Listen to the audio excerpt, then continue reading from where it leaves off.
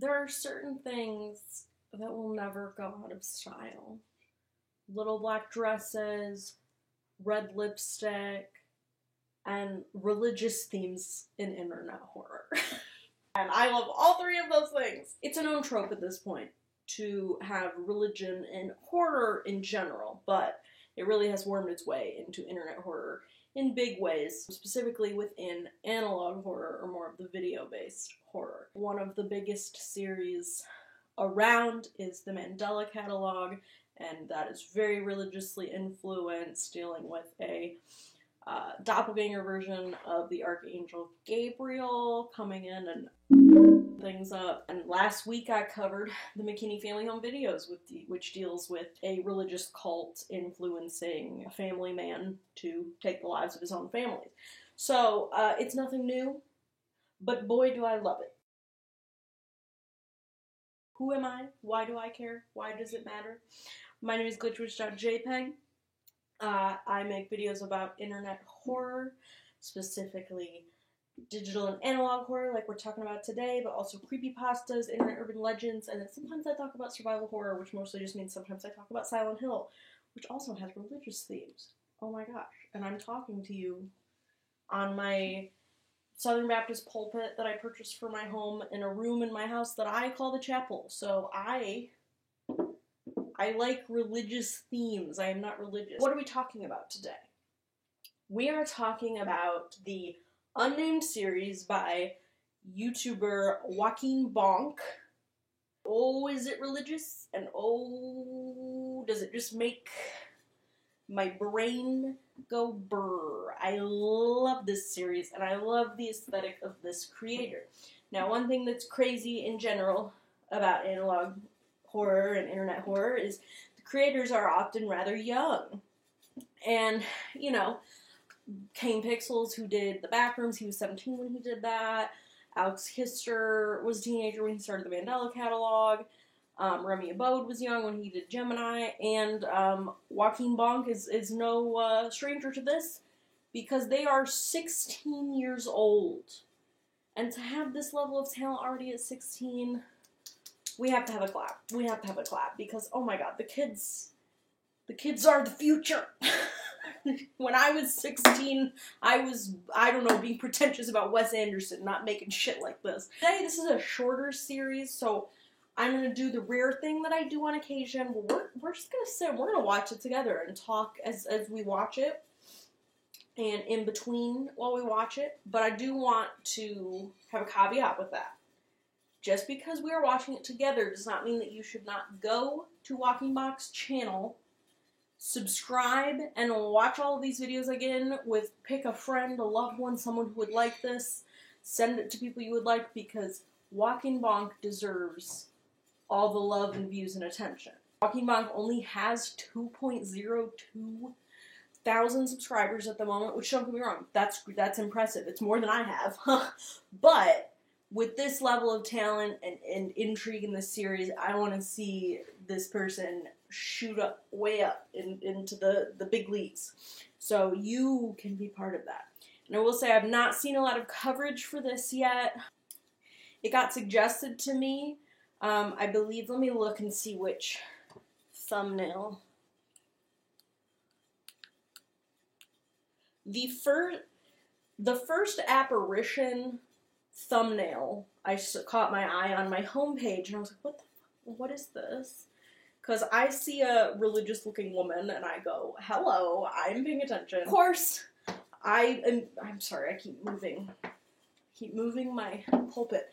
Of course, immediately after I started watching this, I realized that Soupy Soup covered this, because she is on it. I don't know of any other analog horror or internet horror YouTuber that has a finger on the pulse of, like, the indie stuff like Miss Soupy.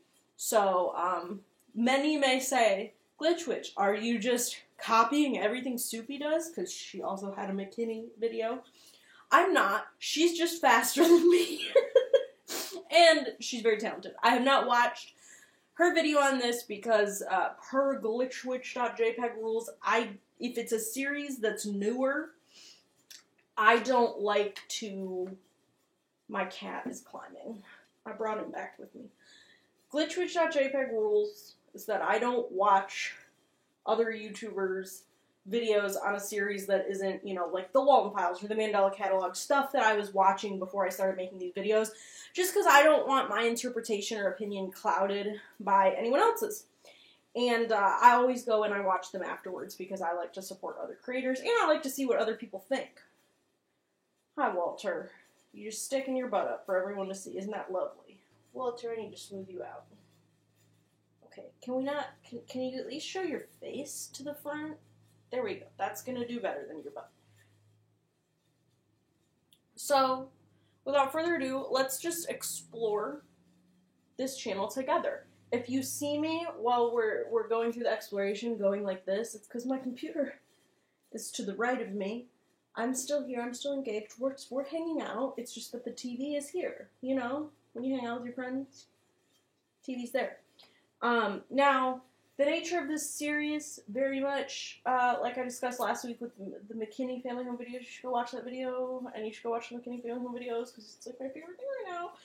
This is just going to be my interpretation of the scenario, because I have such strong feelings about religious imagery and the religious aesthetic and interpretations of religious things.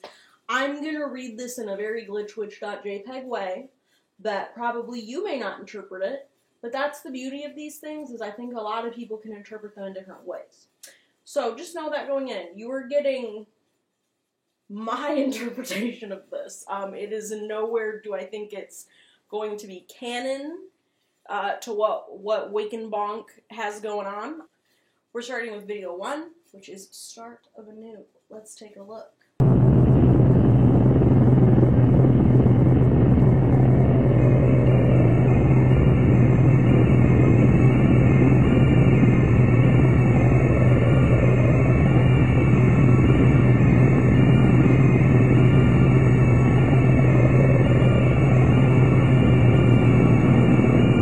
So that was the first video. We introduce our, I would say, main character, one of our main characters, Miss Rosa. So it says, Rosa comes back, the start of anew, get ready to cleanse. And let's just say Rosa is maybe not, the nicest lady. You'll learn that soon. From the get, one thing that I love about this series, and we'll see it more as we continue to watch it, the use of typography, I think, is some of the most refreshing that I've seen maybe ever, besides, like, Monument Mythos, within analog and digital horror. I think that we're quick to settle on VCR OS Mono, which sometimes is very appropriate. Like in the McKinney Family Home videos that I covered last week, that filmmaker uses exclusively VCR OS Mono because they're tapes. They're literally VHS tapes, so it makes sense there. This is not a tape, you know what I mean? I don't even know that this is actually analog horror. This is just an internet horror series. We're calling it analog horror because that's the name we use, right? So that opens Joaquin Bonk up to use all of the imagery more creatively because you don't have to conform to a sort of medium. And I love the way that the typography is set and used in this series. And I know it's very minimal in this, but you'll see more as we go along. And obviously that one was, you didn't see a lot of what was going on, but already the faces in this. And we know analog horror spooky face is just, it's a backbone of this community. And oh baby, there's no shortage of them in this, but the way that Joaquin Bonk, I believe, twists, like, actual paintings, like, they're, like, edits and morphs and redesigns of, like, real biblical paintings, it's so scary and so good, and it's a different, this is a new breed of analog horror spooky face, because it's not a black and white, you know, high threshold JPEG. We're working in vivid color, Technicolor, baby. I would call this era of analog horror our Technicolor era, because you're getting things like this series, and you're getting things like Dr. Nowhere's Boiled One Phenomenon. So bright, so vibrant. So let's move on. We don't really know. We know that Rosa's coming back. She left, clearly. Time to start anew, and we're cleansing. Cleansing is usually not good. I have no control. My arms become stiff. My legs paralyzed. And then she takes over. Her presence is like venom. It stings my skin. It flows through my veins. It burns.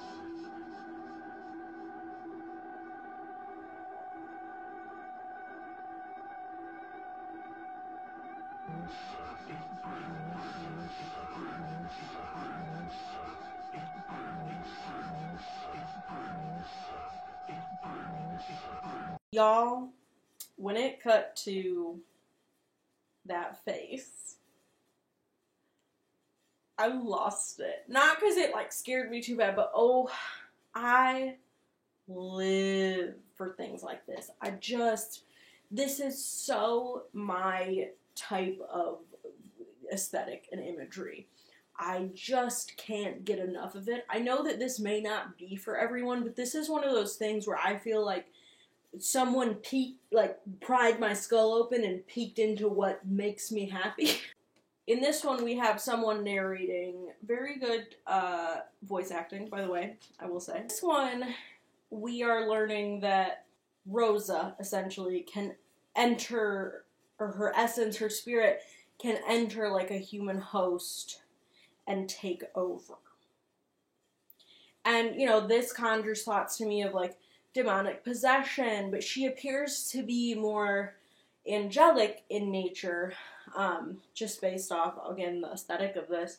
So, you know, at this point, we don't really know what Rosa is, but she is some sort of hostile entity. Her possession is painful.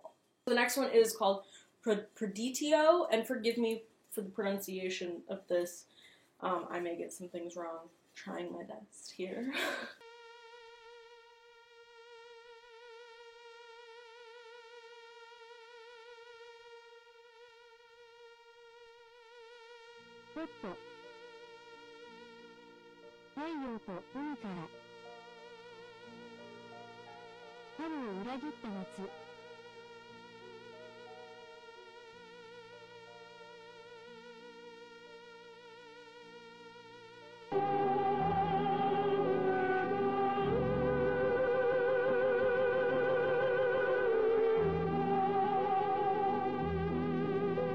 It is feeding off of me.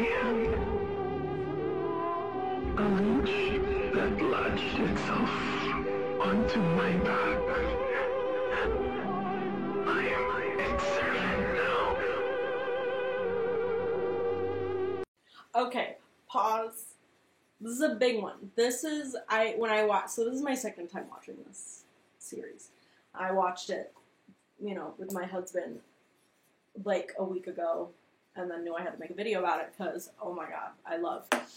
And this was the one that had me absolutely gooped and gagged, because I related very heavily to this one.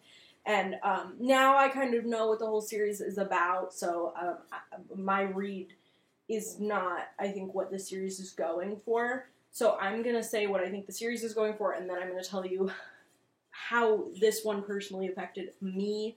This is my YouTube channel, and I get to force you all to listen to my trauma.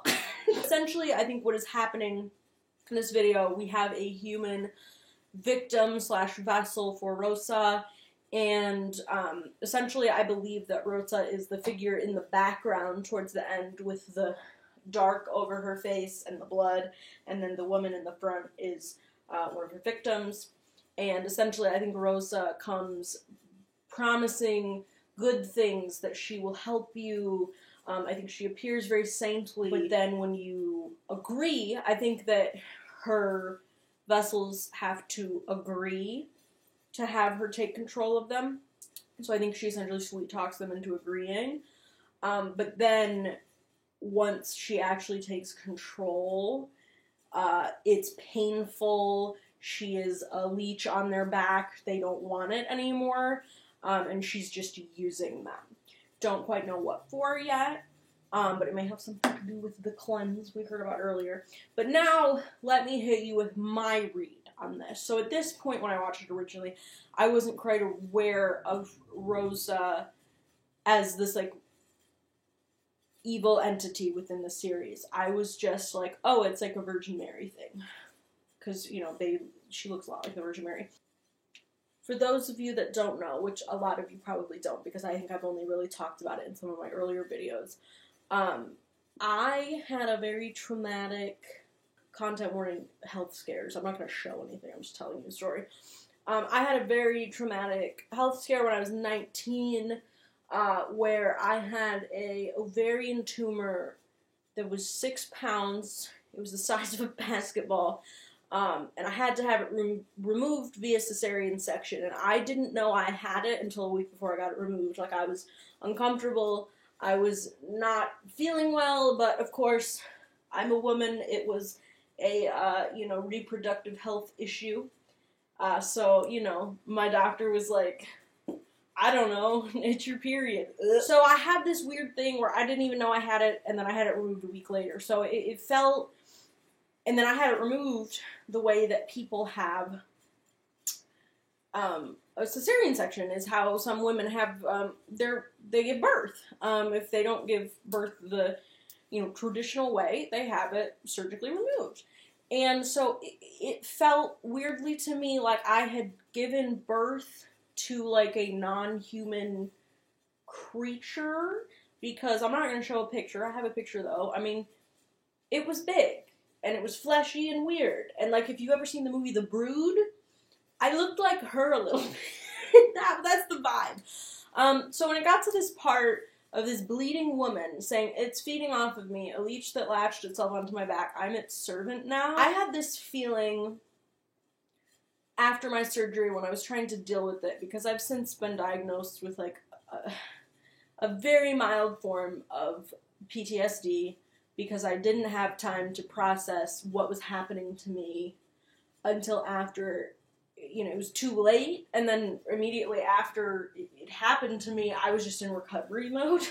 I had a major abdominal surgery and lost an organ, and essentially was flung into perimenopause at age 19 overnight, which is crazy.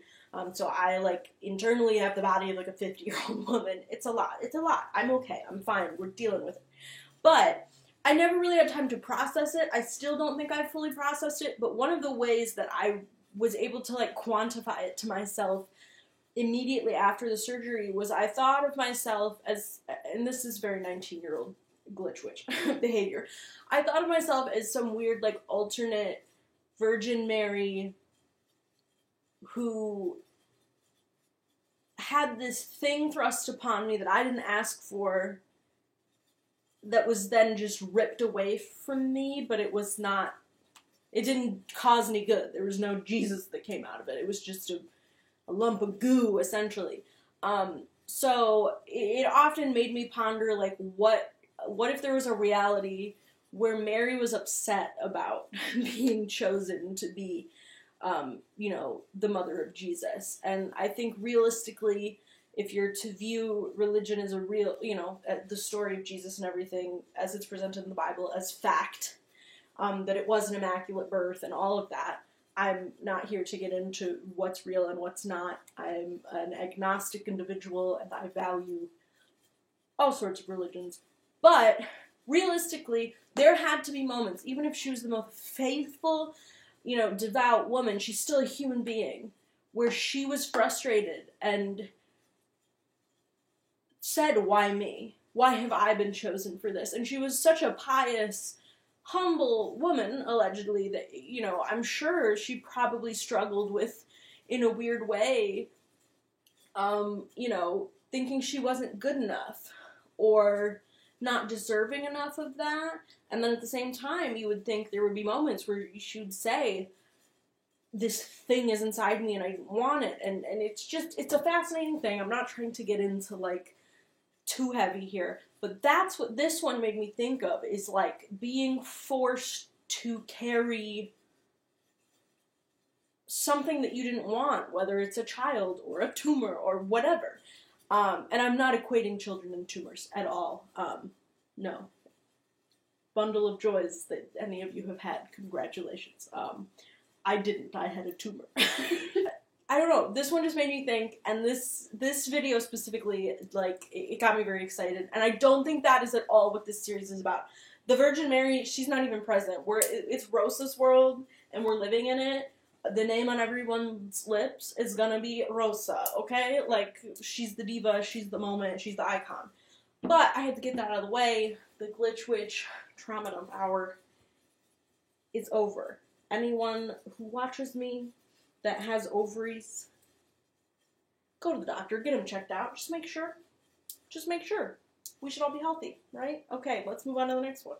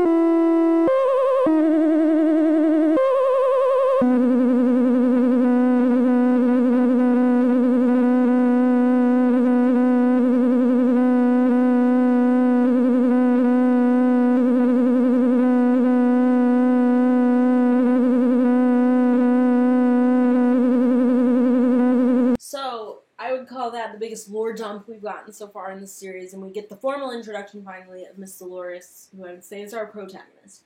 And this angel appears to Dolores, and Dolores says that the angel appears the same way that the lady had appeared to her. So that confirms to me, with blood on, wearing white with blood on the chest. So that affirms to me that in the previous one that we were just talking about, when we saw the woman with blood on her chest with the blacked out face, and then the woman in the front, that was Dolores in the front and Rosa in the back, who she refers to as the lady. The angel says to go visit the lady by the tree.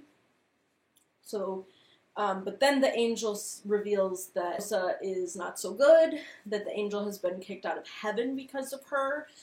So that leads me to believe that Rosa is either some sort of demonic entity or a fallen angel that is kind of getting other angels to come with her. Or I also really, my personal read is that maybe Rosa is some sort of saint that is going rogue. In Catholicism, saints are, revered very heavily.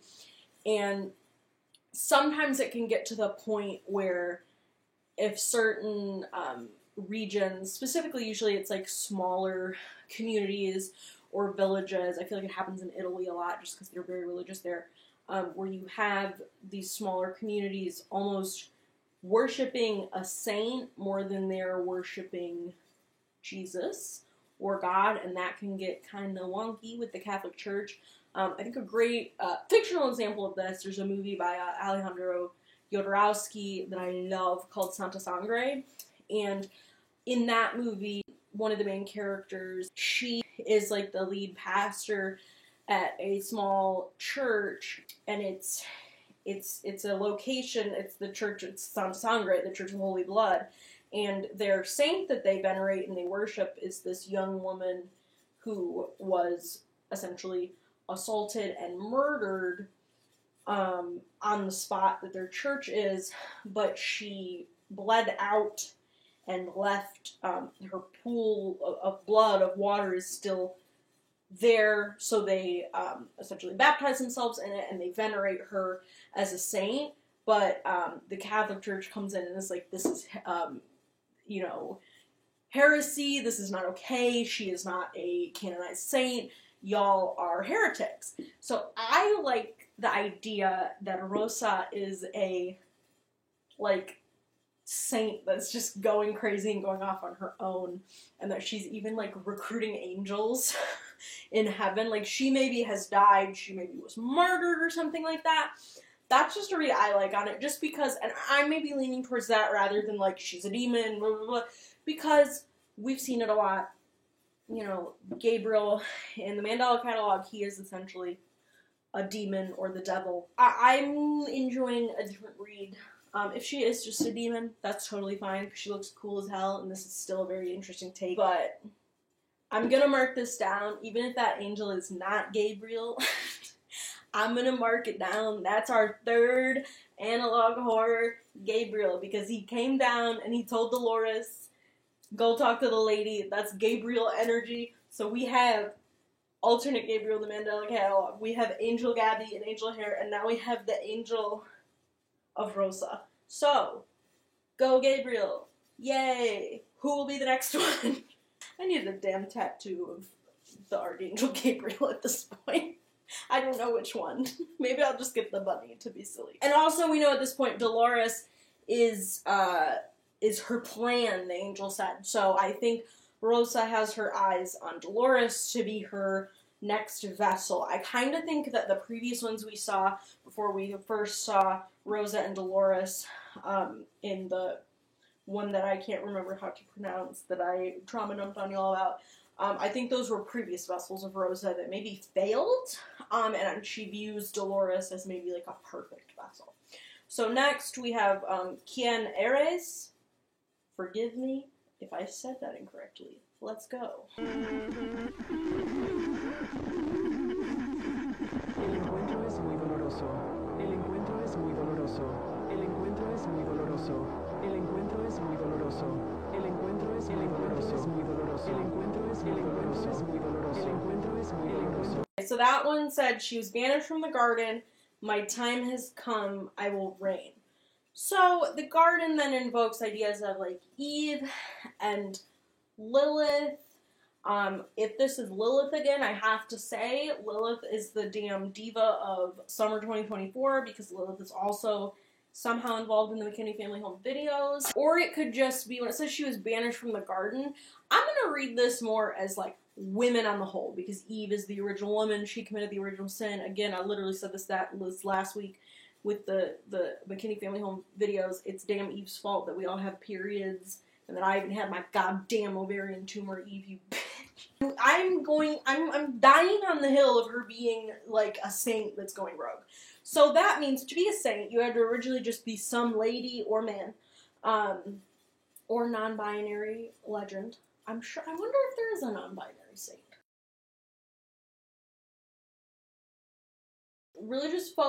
Bad religious folk like to pretend that shit doesn't exist within religion. It totally does, though. But anyway, you have to have just been a human that then performs some sort of miracle. So I like the idea that Miss Rosa is, mad that women were put in this position of less power because of what Eve did, and she wants to be empowered. She wants to be the one in charge, not necessarily on behalf of all women, but just for her, which could lead to, was she a real saint? Did she actually perform a miracle? Did she fake a miracle? One of my favorite historical women ever is Hildegard of Bingen. She was a German nun and mystic, and she claimed to have these visions of God, and because of that, people listened to her and respected her, and it's actually theorized that a lot of, the visions were actually intense migraines that she got, and she was essentially like hallucinating like colors, and having like visual migraines, and I kind of like to think that she knew that, and she was just like, I love God, and I'm gonna use you, God, to have these motherfuckers listen to me.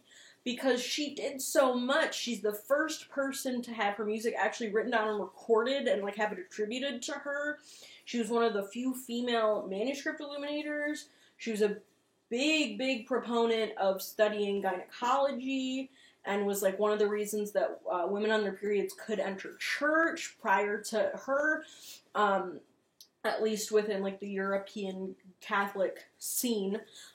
When women were on their period, they weren't allowed to enter church because there was a rule that, like, soldiers who were bleeding or, like, men who had wounds or were bleeding, it was considered dirty to enter church, and, like, desecrate the space, but she argued that, like, women being able to bleed means that they can have children, Virgin Mary, all that, it all goes back to that, right? So she was truly, like, a feminist girl boss diva, but she was really only able to be, like, taken seriously and listened to because people thought that God was speaking through her.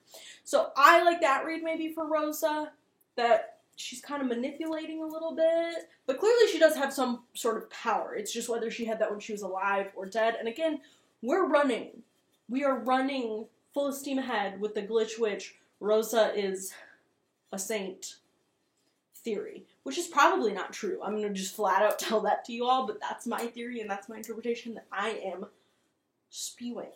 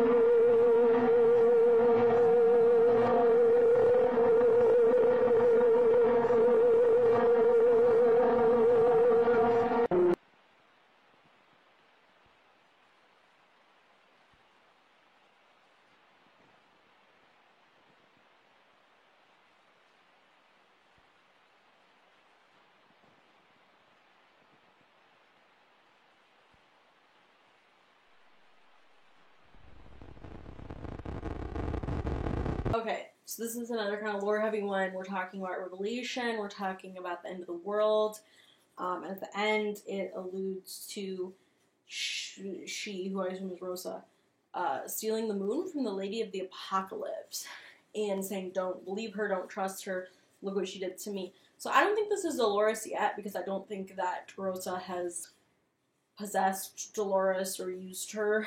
I think this is one of the previous people, the failed hosts, essentially. And I kind of think that maybe Rosa is trying to stop the apocalypse from happening, but not in like a chill, save the world kind of way, more in like a stopping Jesus from coming back and changing like theological history type of way, so that she can be the one that's revered and worshipped rather than Jesus and Mary and God. That's where I'm at right now with this. So I think stealing the moon from the Lady of the Apocalypse, that's her way of trying to stop the apocalypse.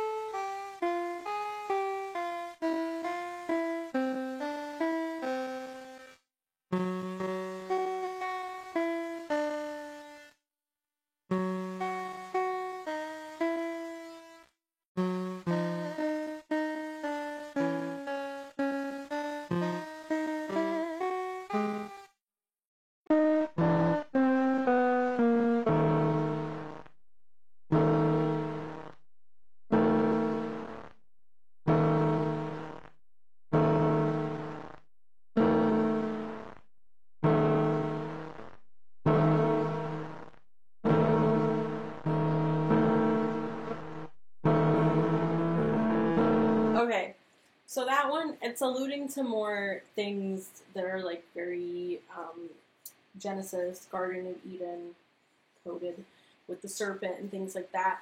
But it says someone warned me about the serpent, but I think he too was deceived by the serpent. So again, I don't think that it's as like specific as, oh, she's the devil. I think that's just more metaphorical of like, she's deceiving people. She is a wolf in sheep's clothing, much like how Eve was tricked by the serpent. I think Rosa is tricking people. Messenger Angel 2. So we get to see my boy Gabriel again. Whether he is Gabriel or not, I'm calling him Gabriel.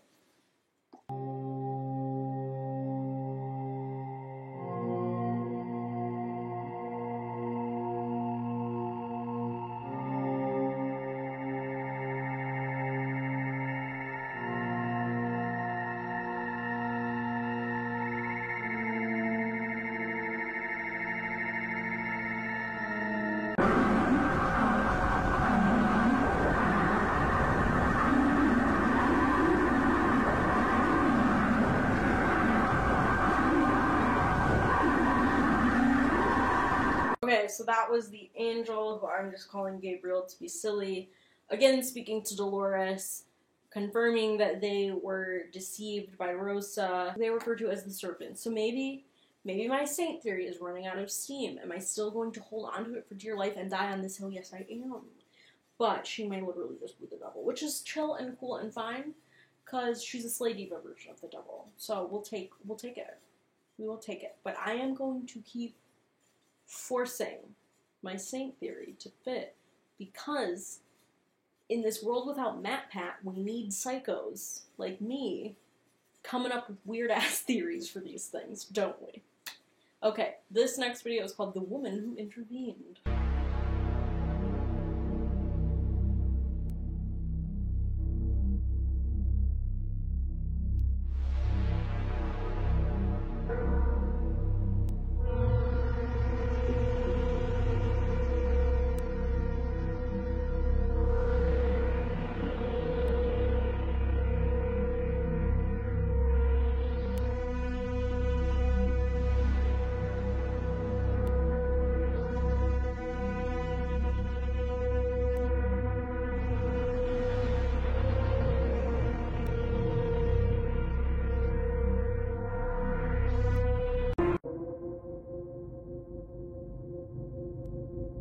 We have a woman who's fell to her knees that's pissing Rosa off.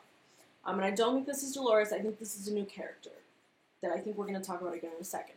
But the Morse code was translated by someone in the comments at Citrus Block, because you know I ain't doing that shit myself. The original was kind of loose, so they interpreted it to be, she did not beg for forgiveness, now she can't breathe, her head was mangled like that of wild beast. So essentially I think that there is a person who is against Rosa, and she did not cower in fear, she did not bow down, she did not show any fear of Rosa, but Rosa still killed her, essentially. So, watch out for Rosa. Let's move on.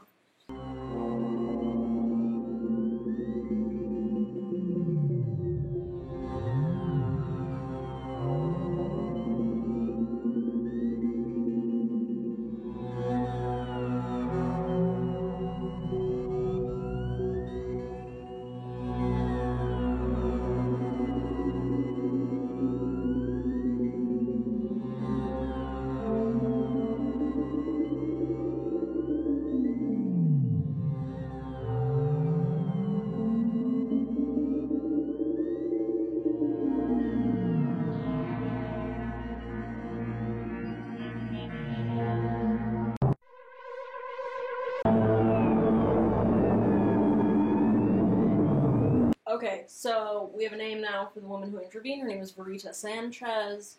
And yeah, she essentially tried to stand up to Rosa. Rosa took her soul. And again, Rosa's being referred to as the serpent, so I know that nobody wants me. It might be correct, and she's probably just the devil, but like, I will find a way to make this work by the end of it. Verita, let's look at, there's a flash of craziness that I need to pause on and reflect upon. Let's take a look. So, when we look at the flash image that of text that really rushes by, we see Verita is gone from the field, and it says, headless corpse. The corpse of a woman was reported by individuals. The woman allegedly started to warn about a lady. A small crowd was in the field due to an alleged angel apparition. The ladies had just vanished, according to eyewitnesses. Essentially, Verita was trying to warn about Rosa and what was going on, about the lady, and Rosa just snatched her head right off her shoulders. That's right, divas. Snatch those wigs, 'cause it's getting hunty up in here. Fierce, work, hunty. Scary. The angel apparition, I wonder if it's our angel friend or if it is Rosa, because Dolores previously mentioned that our angel friend and Rosa looked similar. So I'm curious which this crowd of people saw. And it could have been Rosa because she could have shown up so that she could snatch Miss Verita's head off of her shoulders. So let's move on to Dolores. An angel appeared to me in this field. She told me that the lady will visit me often. The lady did. The lady gives messages of peace and salvation. She told me that she is not the Virgin Mary, but a new being that we should worship and adore. She provided instructions to save mankind from these terrible doings. She said that we should entrust ourselves to her, trust our entirety to her name, worship her deeply and wholeheartedly. She is our mother, and she will aid us in our troubles. Worship her as your own God. She told me her name.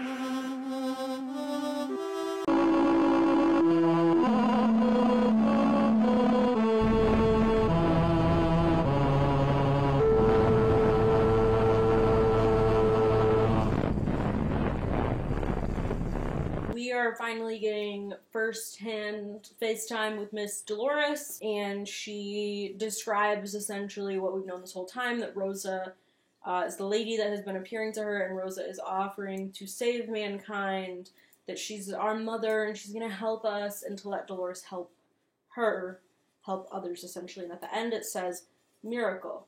A woman named Dolores has been experiencing visitations from a lady named Rosa. Dolores is said to be experiencing visitations from an angel. A miracle indeed. A heavenly being has set foot on earth to provide salvation for mankind.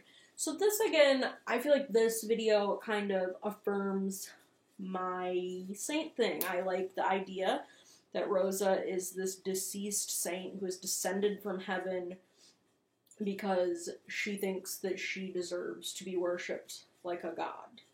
And she's going to use Rosa kind of as her own Mary figure or Marian figure to spread her word and try to gain control. The angel, I guess, is just collateral damage of her leaving heaven, is my assumption. Maybe it was an angel that believed in her and is now regretting its decisions. But let's move on. We only have 2 more videos left.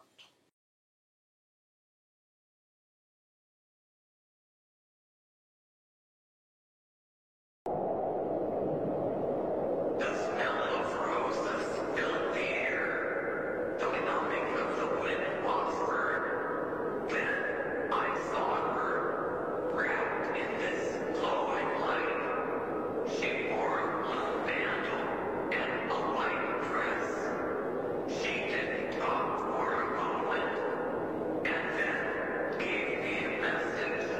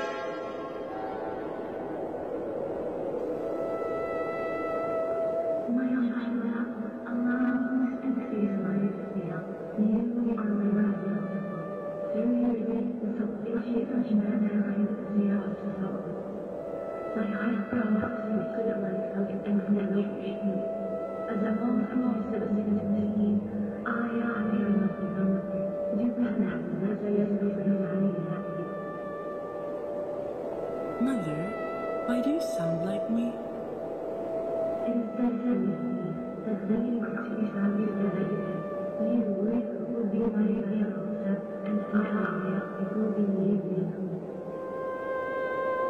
I fully submit. I trust you, dear lady. What is your name, lady?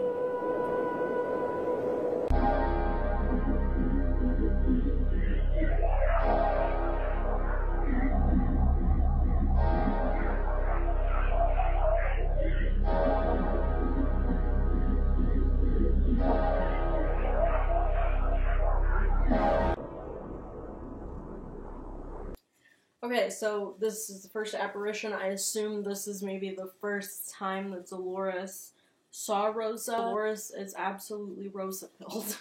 She is ready. She was a little freaked out. She's like, why do you look like me? And Rosa was like, because we're meant to be together. You're going to help me do my will on Earth. Oh my god. So yes, this does point to more, that Rosa is some sort of demonic entity. Kind of similar to Gabriel in the Manzella catalog, where she is assuming the likeness of Rosa, so that once she gets, essentially, I think she needs Rosa's consent. I think if she doesn't have the consent of the person, it's not going to work. And then she can just become Rosa and have, like, a actual physical presence on Earth. And at the end, I'm going to try to read this text. Forgive me. It's a little hard to read. Through the bloodline of Eve, I shall corrupt their faith. My time has come. I will reign. So, I guess Dolores... well, the bloodline of Eve is all women. So I think she's saying through women, she will corrupt their faith. So whether it is the devil, a demon, or my super cool, very original, crazy, it's an evil saint theory, women are the key. Rosa has to assume the position of a woman. It probably has something to do with the ability to give birth. I actually have not seen this next video called Susanna and Dolores because it was posted 23 hours ago. So let's watch it together. Maybe this will be a crazy lore dump. And this is ongoing. I bet by the time I finish recording this and start editing, Joaquin Bonk will probably post even more. So once, you know, we get a decent chunk of updates, I'll make a little update video.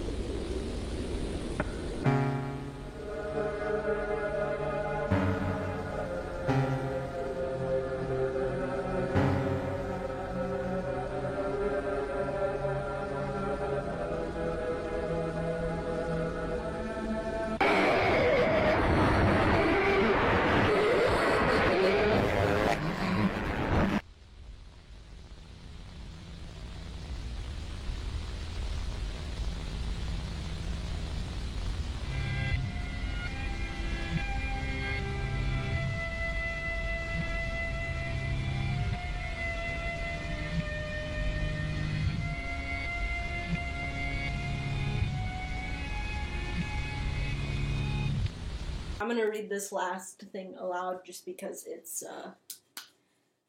it goes by pretty quickly, and then we will talk about that. That was lore heavy. The lady did not like what Susanna told me. I told the lady to not hurt her. The lady was furious. She told me that I do not have any right to tell her what to do, especially if it is against her will. The lady told me that she wants to talk to Susanna, so she sent an angel to tell Susanna that in 3 days she will face the lady. So, in that one, we have Queen of Common Sense, Susanna, who is clearly Dolores' friend, telling Dolores, don't trust her, don't trust the lady, this doesn't seem sanctioned, why would you worship something that's not the Holy Trinity, like, you know, not Jesus, God, the Holy Spirit, why aren't you talking to the church about this? And Dolores is absolutely ignoring her, being like, no, I trust her, she told me not to talk to the church, she's from heaven. And this pissed Rosa off, so now Rosa is going to confront Miss Susanna, and I don't think it's gonna end well for her. As of right now, that is the end of this series. Not the end, but all that we have. I do believe this is ongoing, especially I assume we're going to see Susanna and Rosa confront each other. I just want to say, oh my goodness, kudos to Walking Bonk. This is such a beautiful series. Like, from an artistic standpoint, it is so unique visually. This is what I want to see in internet horror. This is innovative. This is not like anything else I've ever seen. Sure, religion is like a super played out concept within internet and analog horror. Not that I'm complaining. Give it to me again and again and again, and I will never be mad about it. But this is such a really uniquely Catholic internet horror, which I love to see, just like last week when I talked about the McKinney family home videos. That was a very Southern Christian perspective. So I love to see specific facets of Christianity and Catholicism represented. I think it's really cool because they each have their own specific horrors, let's say. And it just, I love the bright colors are so striking. I've said it before, I'll say it again. Anyone who can make bright colors scary is a master of their craft. I love that that seems to be a trend that we're seeing within this community. Keep it coming. I think it's really refreshing just because we've had so much black and white, high contrast, dark lit things. So I love to see this. And of course, you still get the darkness and the spookiness. Just these figures are frightening. I can't positively say that they're created using like composites of religious paintings, but that seems to be what's happening here. But Walking Bonk, your visual aesthetic is just, ooh, so good. And you're so young. This is such a young creator. Cannot wait to see what else they make because you are starting so strong with this. I really, like I said, the text, the typography, it's some of my favorite typography. I'm a graphic designer. That's why I give a shit about typography. You're not going to hear a lot of other people being like, oh my god, the typography. I just think it's very thoughtful and it's sometimes it's hard to read and kind of warped and stuff, but I think that's a design tool that frankly is not used enough within internet horror. I think, like I mentioned earlier, Monument Mythos does a very good job with that, especially in like the Nixonverse and stuff. But I think text is used very smart in this series. So kudos there. What do I think this is about? I kind of obviously talked about it the whole time, but the Glitch Witch official theory is that Rosa is some sort of folk saint that probably has been long forgotten. Her community or her village that venerated her is long dead, and she is starving for power, so she leaves heaven with an angel and is trying to entice some sort of young woman to allow her to enter them as a vessel and essentially become a god and divert attention and faith from the Trinity, the traditional Catholic Trinity, to her. It's likely that if she did make it to heaven, she was a minor saint that didn't really pick up traction outside of her village, or perhaps she was in life a very fervent believer in the Catholic faith.